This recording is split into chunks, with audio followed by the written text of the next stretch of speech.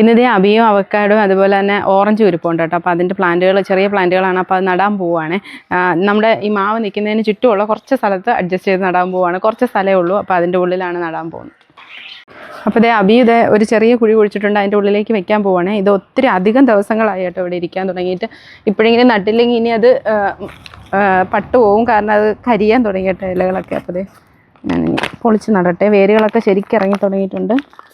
ഇതേപ്പോൾ കുഴി റെഡിയാക്കിയിട്ടുണ്ട്. അതിൻ്റെ ഉള്ളിലേക്ക് വെക്കാൻ പോവാണ്. ഞാൻ നേരത്തെ ഒരു അബി ഇവിടെ നട്ടിട്ടുണ്ടായിരുന്നു.